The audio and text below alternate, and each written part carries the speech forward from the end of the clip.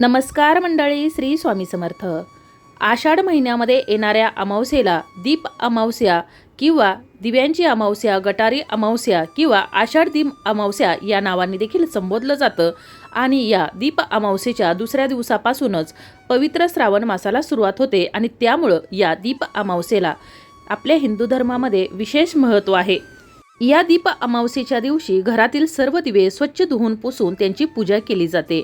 नवीन वाती, तेल तूप घालून त्यांना उजळतात, कारण दिवा म्हणजे ज्ञान, लक्ष्मी आणि आरोग्याचं प्रतीक। अंधारातून प्रकाशाकडे नेणारी ही पूजा घरातील नकारात्मकता जाऊन सकारात्मक ऊर्जा येते अशी मान्यता आहे। ही अमावस्या पितरांसाठी सर्वात महत्त्वाची मानली जाते। या दिवशी आपले पूर्वज पृथ्वीवर येतात आणि म्हणूनच संध्याकाळी तिन्ही सांजेच्या वेळेला उंबरठ्यावर, पिंपळाखाली किंवा घराबाहेर आपल्या पूर्वजांसाठी दिवा प्रज्वलित केला जातो। याला यमदीपदान असं म्हटलं जातं। यामुळे आपले पितर तृप्त होतात आणि आपल्या घराला आशीर्वाद देतात। यामुळे घरातील अडथळे, पितृदोष दूर होतात। मुलांच्या विवाहामध्ये येणारे अडथळे असतील, घरामध्ये जर आजारपण असेल, घरामध्ये दारिद्र्य असेल किंवा इतर काही कारणाने घरामध्ये सतत जर संकट येत असतील, तर या दिवशी आपल्या पूर्वजांची कृपा आपल्यावर राहावी यासाठी अनेक उपाय सेवा देखील केल्या जातात। असाच एक अगदी साधा सोपा परंतु अत्यंत प्रभावी उपाय आपल्याला आपल्या मुलांच्या विवाहातील अडथळे दूर व्हावेत, मुलांना मनासारखा जोडीदार मिळावा आणि आपल्या मुलांचा देखील सुखाचा संसार व्हावा यासाठीच आपल्याला या दीप अमावस्येच्या दिवशी करायचं आहे। पिंपळाच्या झाडाखाली आपल्याला एक सेवा करायची आहे, एक वस्तू अर्पण करायची आहे। आता ही कोणती वस्तू अर्पण करायची आहे, कोणती सेवा आहे याविषयीचीच अगदी थोडक्यात पण महत्त्वाची माहिती या व्हिडिओमध्ये मी तुम्हाला पुढे देणारच आहे। पण त्यापूर्वी चॅनलवर जर नवीन असाल तर चॅनलला सबस्क्राईब करा, जेणेकरून आपले असेच येणारे नवनवीन माहितीमय आणि भक्तिमय व्हिडिओ तुमच्यापर्यंत पोहोचत राहतील। तसेच व्हिडिओ पाहताना व्हिडिओला लाईक करायला, तसेच कमेंटमध्ये श्री स्वामी समर्थ लिहायला अजिबात विसरू नका। आपल्या मुलांच्या विवाहातील अडथळे दूर करण्यासाठी आपल्याला पिंपळाच्या झाडाखाली उपाय करायचा आहे, कारण पिंपळामध्ये भगवान श्री हरी विष्णू, माता लक्ष्मी, आपले पूर्वज आणि शनिदेवता यांचा एकत्रित वास असतो आणि म्हणूनच दीप अमावस्येला पिंपळाच्या झाडाची पूजा केली जाते आणि ही विवाहासाठी अत्यंत प्रभावी मानली जाते। तर हा उपाय करताना मुला-मुलींनी किंवा आई-वडिलांनी केला तरी देखील चालेल। आई-वडील जर हा उपाय करत असतील तर त्यांनी आपल्या मुलांच्या नावाने हा उपाय करायचा आहे।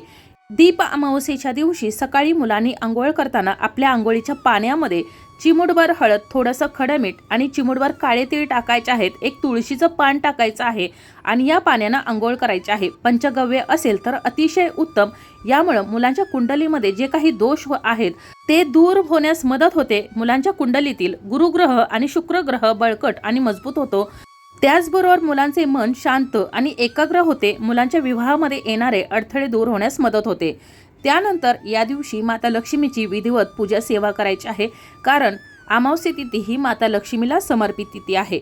आता आपल्याला हा जो उपाय करायचा आहे तो प्रदोष काळामध्ये म्हणजेच सूर्यास्तानंतर आपल्याला हा उपाय करायचा आहे। यावेळेत पितर आणि देव दोघेही जागृत असतात। तर उपाय करण्यासाठी आपल्याला लागणार आहेत कणकेचे 2 दिवे घ्यायचे आहेत।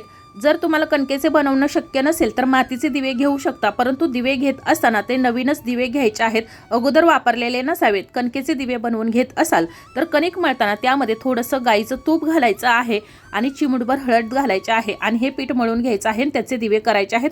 दिवे करताना थोडेसे मोठ्या आकाराचे करायचे आहेत। त्यानंतर या दिव्यांमध्ये तुम्हाला मोहरीचं तेल घालायचं आहे। आता तुमच्याकडे जर मोहरीचं तेल नसेल तर मग तुम्ही तिळाचं तेल वापरू शकता। त्याचबरोबर आपण जी वात घालणार आहोत कापसाची, तर ती वात तुम्हाला हळदी कुंकवाने लाल पिवळी करून घ्यायची आहे आणि मग त्यामध्ये घालायचे आहे।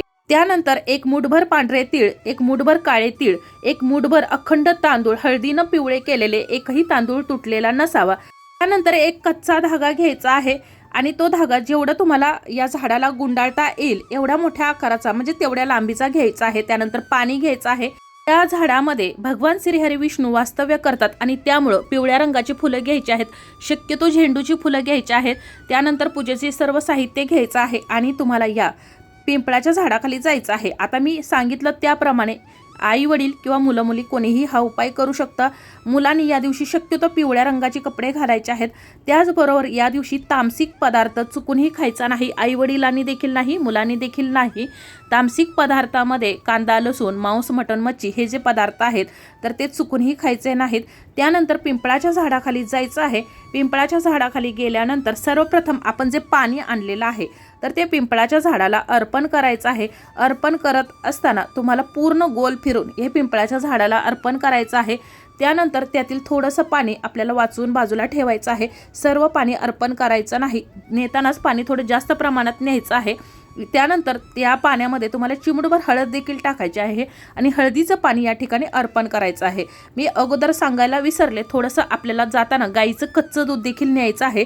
हे कच्चं दूध तुम्हाला पाणी अर्पण केल्यानंतर या पिंपळाच्या झाडाला अर्पण करायचं आहे। त्यानंतर आपण जो धागा आणलेला आहे तर तो धागा या पिंपळाच्या झाडाच्या बुंध्याला तुम्हाला बांधायचा आहे। शक्य असेल तर 7 वेळा तुम्हाला हा धागा गुंडाळायचा आहे आणि तुम्हाला हा धागा गुंडाळत असताना आपल्या मुलांच्या विवाहातील जे काही अडथळे आहेत तर ते दूर करण्यासाठी या भगवान श्री हरिविष्णूंना आपल्या पूर्वजांना प्रार्थना करायची आहे। आई वडील करत असतील तर मुलांचं नाव घ्यायचं आहे किंवा मुलांनी आपल्या विवाहातील अडथळे दूर करण्यासाठी बोलायचं आहे।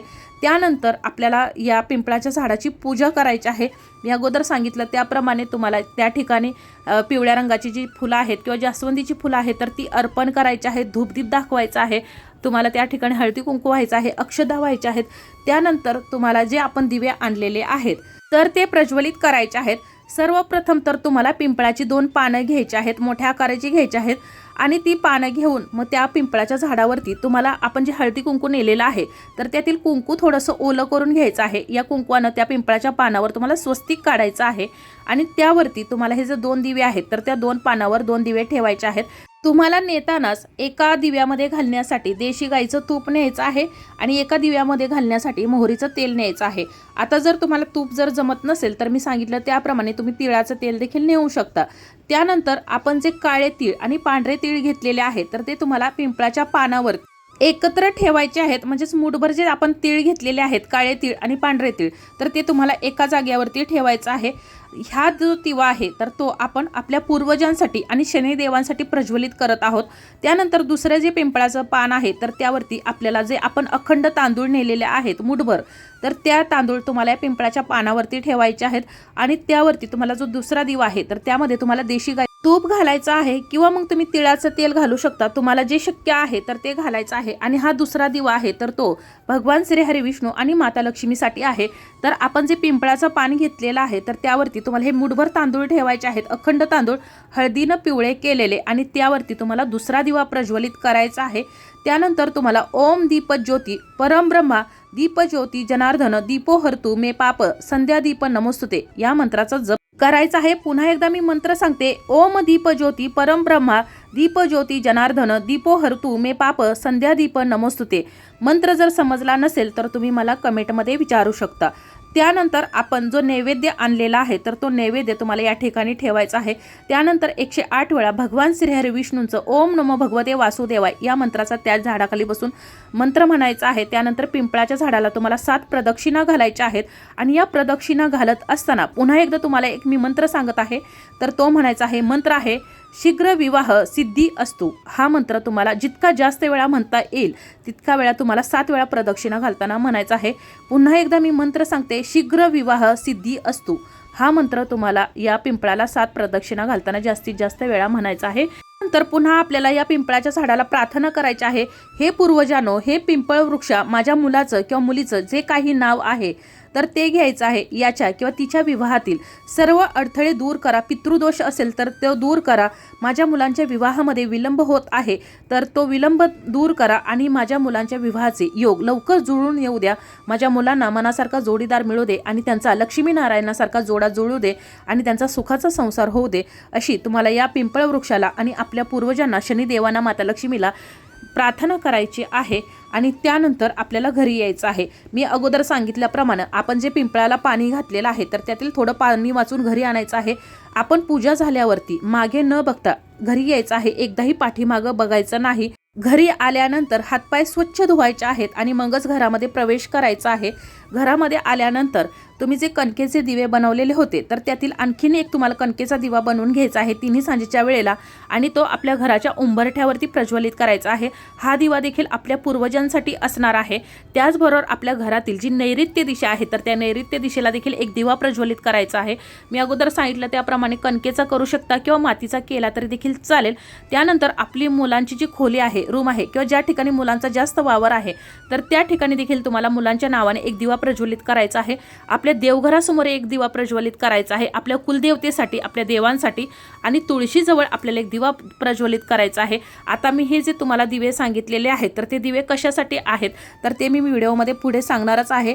परंतु पिंपळाखाली दिवा लावल्याने आपले पूर्वज तृप्त होतात, प्रसन्न होतात आणि विवाहामध्ये पितृदोषाचा जो त्रास आहे, मोठा अडथळा असतो तर तो दूर होतो। विवाहाला उशीर होण्याचे कारण हे शनिदेव असतात आणि पिंपळ, काळे तीळ आणि दिवा हे शनीला शांत करतात। पिंपळ सर्व बाधा हरतो अशी एक मान्यता आहे आणि म्हणूनच आपल्याला या पिंपळाच्या झाडाखाली ही सेवा करायची आहे। तर मी तुम्हाला आता जे दिवे सांगितलेले म्हणजेच आपल्या कुलदेवतेसाठी एक दिवा प्रज्वलित करायचा आहे, एक तुळशी मातेजवळ, 2 आपल्या घराचे जे मुख्य प्रवेशद्वार आहे तर ते उंबरठ्याच्या बाजूला आपल्याला 2 दिवे प्रज्वलित करायचा आहे, एक दिवा आपल्याला उंबरठ्यावरती प्रज्वलित करायचा आहे पिंपळाजवळ आणि घराच्या नैऋत्य दिशेला आणि एक मुलांच्या रूममध्ये किंवा मुलांच्या जवळपास ज्या ठिकाणी वास्तव्य असतं तर त्या ठिकाणी। यामुळे काय होतं तर आपले घर, देव, आपले पूर्वज आणि वास्तू हे सर्व काही प्रसन्न होतात आणि आपल्या मुलांच्या विवाहाचा मार्ग मोकळा होतो। गणपती बाप्पा, भगवान श्री हरी विष्णू, माता लक्ष्मी, कुलदेवता यांचे आशीर्वाद तुमच्या मुलांना लाभतात आणि मुलांचा विवाहाचा योग लवकर जुळून येतो आणि म्हणूनच आपल्याला हे दिवे प्रज्वलित करायचे आहेत। शक्यतो मातीचे, पंतीचे तुम्हाला दिवे वापरायचे आहेत, तुपाचा किंवा तेलाचा म्हणजेच तिळाच्या तेलाचा दिवा प्रज्वलित करायचा आहे। उंबरठ्यावर दिवा लावणे यालाच यमदीपदान असं म्हटलं जातं। याने घरातील नकारात्मकता आणि विवाहातील बाधा दूर होतात। त्यानंतर मुलांच्या रूममध्ये किंवा फोटोजवळ जर आपण दिवा प्रज्वलित करत असो तर यामुळं मुलांच्या विवाहासाठी चांगलं स्थळ मिळू दे यासाठी आपण प्रार्थना करण्यासाठी। त्यानंतर जो नैऋत्य दिशेला जो दिवा प्रज्वलित केला जातो तर हा वास्तुशास्त्रानुसार कोपरा स्थिरतेचा मानला जातो आणि इथे दिवा लावल्याने विवाहातील अडथळे दूर होतात। आपण भगवान श्री हरी विष्णू यांच्यासाठी जो पिंपळाजवळ लावतो त्याविषयी जाणून घेतलेला आहे।